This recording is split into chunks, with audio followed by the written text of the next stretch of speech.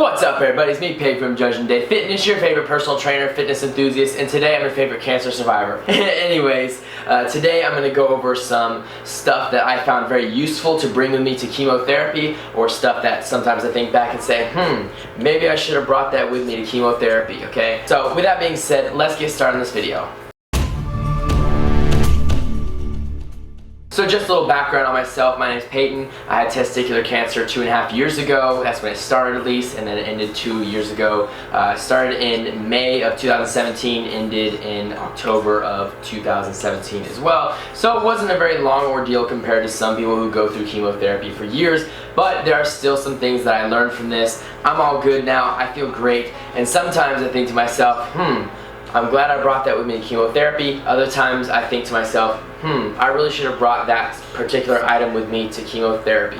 So that's what I'm going to help you guys do today, is I'm going to help you guys learn from my successes and my mistakes when going through chemotherapy. And keep in mind that every single person, every single situation is different. For me personally, I had to sit in that place for 6 hours a day, 5 days a week, and then I have 2 days off, or 2 weeks off, with one quick 30-minute push once a week for the 2 weeks that I had off. So I did not have it the worst, okay? Other people had it way worse, especially like in hospital treatments. I think those are absolutely horrible, and I'm so glad not to go through that. But again, I'm hoping that my situation can be something that you will learn something from, especially if you're going to go, or you know someone is about to go through a situation like this. So again, with that being said, just sit back, relax, and I hope you find this video informational and educational. Alright, so the first thing I am very glad that I brought with me to chemotherapy for those really long sessions is portable batteries. And if I didn't have portable batteries, I would have gotten an extendable or an extended charger for my phone, because let's just be honest here, as much as you hate to admit it, when you're in chemotherapy, your best friend is your phone, okay? Helps you communicate with your best friends,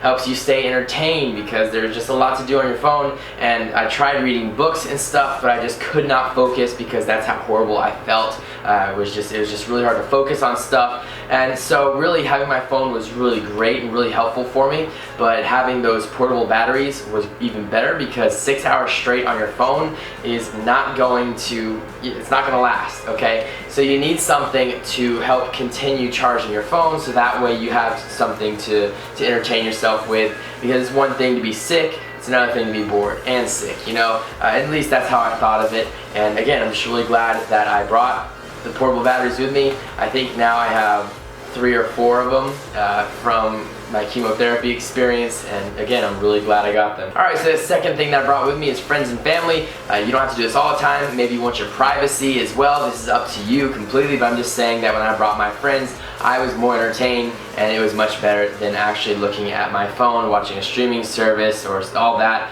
I think it's really important that you surround yourself with loved ones and people that are going to make you happy, entertain you at that time. But again, everyone is different. So I think I had a range of, oh gosh, I don't know, 10 to 20 people, different people that visited me maybe. And of course I'm really grateful for all of them. But you know, the more people you bring with you, the better maybe, you know. The people at the chemotherapy office, they knew me. They see people walk in and they're like, hey, I'm here to see Peyton. They'd be like, oh yeah, you know, we know who that is. So I definitely tried to surround myself with a lot of people. Unfortunately, it was during the summer, so a lot of my friends were out of town on vacations and missions trips and all that stuff that they were doing. But you get what I'm saying here. Try and surround yourself with people. Again, like, try and make it a positive experience. Try not to make the people, like, you know, down, oh, I just feel so bad for you, and yeah, I get it, I have cancer, you know. So try and find people that are going to entertain you. Bring your funny friends, the funny family members, stuff like that. That's what I did.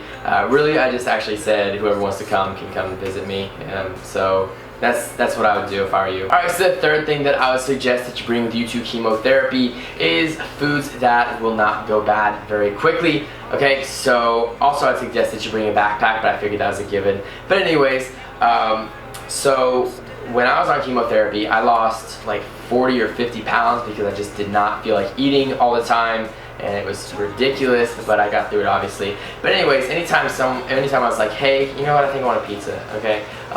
My parents would be like, hey, get him a pizza right now. So anytime you feel like eating something, it's very important that you do eat something.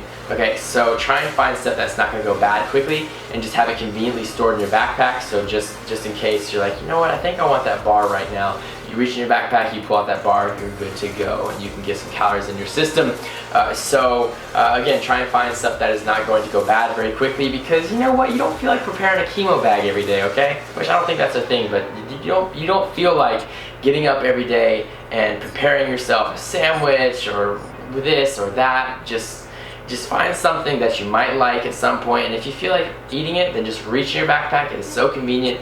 Pull that sucker out and eat it, and you're good to go. I remember one time, this guy, I had a granola bar, and this guy had diabetes, I think he said, and he said he needed some type of food or something, and so I just pulled it out and I gave it to him, and he was all good, and I felt really good. It was a really good Samaritan kind of thing to do, and I hope he ended up being fine. But anyways, alright, so the fourth thing I think that you should bring with you to chemotherapy is a medical mask, okay? For very obvious reasons. Your immune system is very low when you're on chemotherapy, and you do not want to be inconvenienced with getting sick with a second disease. So can you imagine you're already going through chemotherapy, you have cancer, and then all of a sudden you get the common cold. Now, normally when you're not on chemotherapy, it's like, yeah, whatever, but it's super annoying if you have to deal with that in addition to going through chemotherapy. So I would suggest you bring a medical mask. Also, you are really sensitive to smell sometimes, of course, depending on what type of chemotherapy you're going through. But you don't want to be inconvenienced. I remember one time, well, of course with certain smells, I never bought a medical mask, and that's one thing, of course, I think I should have gotten. But hey, again, all is well that ends well. But I remember one time I was sitting next to this guy, and I think I have a picture of it, and he just kept sneezing and sneezing and sneezing, and I was just like, what is going on with this guy? So I just put the blanket over my face, and I took a picture for Snapchat, of course, to update all my friends and let them know I was being attacked by someone's violent sneezes. But it was, yeah, it was definitely something I should have gotten. I didn't get sick from that, I don't think.